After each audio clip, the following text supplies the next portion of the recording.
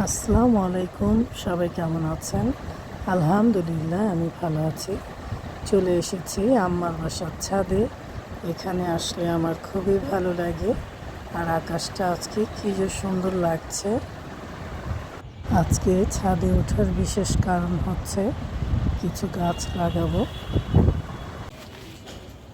এই যে মাটিগুলো রেডি করে ফেলা হয়েছে। এই যে ইয়েটা সরাই দাও। আমাদের সাইফুল আমাদেরকে হেল্প করছে। আর এই যে ঝিনুক, পেঁপে গাছের চারা লাগাবো। আরও আগে লাগানোর কথা ছিল, বৃষ্টির জন্য লেট হয়ে গেল। দেখেন কত পেঁপে ধরেছে, পেঁপে গাছের চারা হয়েছে মাশাআল্লাহ। সাইফুল আমাকে সব সময় গাছ লাগানোর কাজে হেল্প করে। মাশাআল্লাহ, গাছে কত ফুল ফুটেছে, খুব সুন্দর লাগছে ফুলগুলো। এই যে কমলা গাছ, অনেকগুলো কমলা ধরেছে।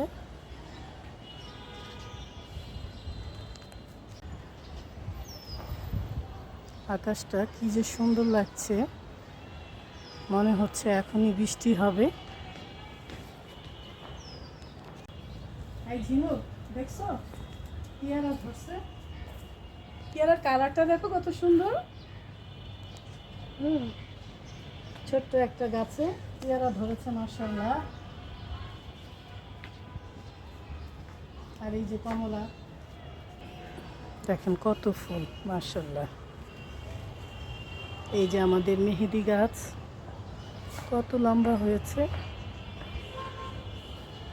এই বোগেনভিলিয়া পাতা হয়েছে দেখছো এই গাছটায়। এই লেবু গাছটায় আবারও ফুল ফুটেছে। এই যে কত লেবু।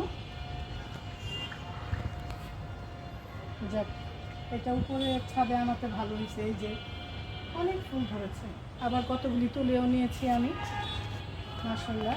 আশা করি আর কিনে খেতে হবে না লেবু। পুঁইশাক গাছ আবারও কত বড় হয়ে গেছে। এই গাছগুলোর অনেক শাক খেয়েছে এবার। এই তো চলে এসেছি আমার রান্নাঘরে। আজকে পাঙ্গাস মাছ রান্না করব বেগুন আলু দিয়ে। ফ্রাই প্যানে তেল দিয়ে দিয়েছি, এখন মাছটা দিয়ে দিচ্ছি।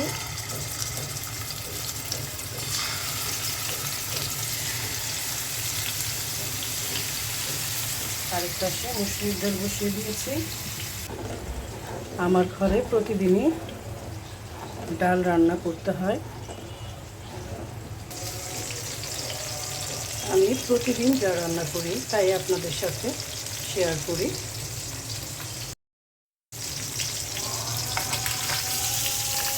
মাছটা উঠে দিচ্ছি।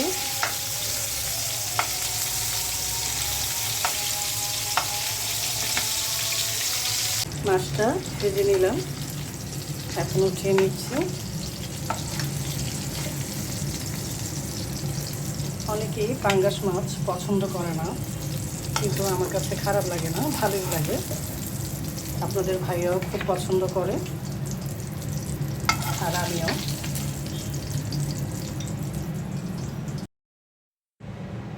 রান্নার সময় আমি সব কিছু হাতের কাছে গুছিয়ে রাখি, যেন আমার কোনো অসুবিধা না হয় রান্না করতে।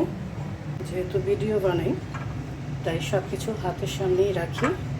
পেঁয়াজ কুচি দিয়ে দিচ্ছি।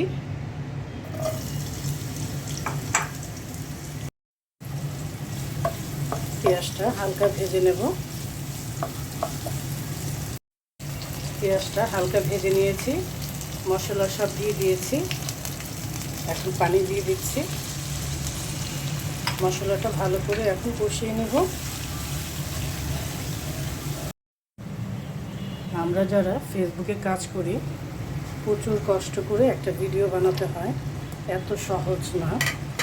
সব কিছুই আসলে কষ্টের। তারপরে আপনি ফেসবুক থেকে একটা ভালো কিছু আশা করবেন। রান্নার ভিডিও আরও কষ্টের। সব কিছু কেটে ধুয়ে গুছিয়ে তারপর রান্নার ভিডিওটা করতে হয়। বেগুন আর আলুটা কষিয়ে নিলাম। এখন আমার ছাদ বাগানের কাঁচামরিচটা দিয়ে দিচ্ছি, আর দিয়ে দিচ্ছি পাঙ্গাস মাছ,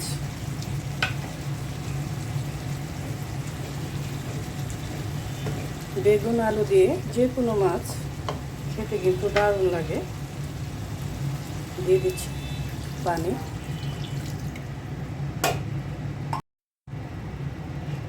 ঢেকে দিচ্ছি। ফেসবুকে যারা সফলতা পেয়েছে তারা মাথার ঘাম পায়ে ফেলে তারপর একটা পর্যায়ে পৌঁছেছে।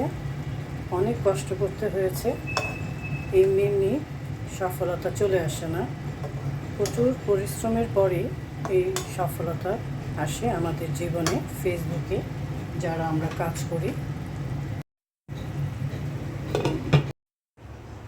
দেখি পাঙ্গাস মাছের তরকারির কি অবস্থা। এই তো হয়ে গেছে পাঙ্গাস মাছের তরকারি। বেগুন আর আলু দিয়ে রান্না করেছি। গরম গরম ভাতের সাথে খেতে কিন্তু দারুণ লাগবে। সবাই ভালো থাকবেন, সুস্থ থাকবেন। আল্লাহ হাফেজ।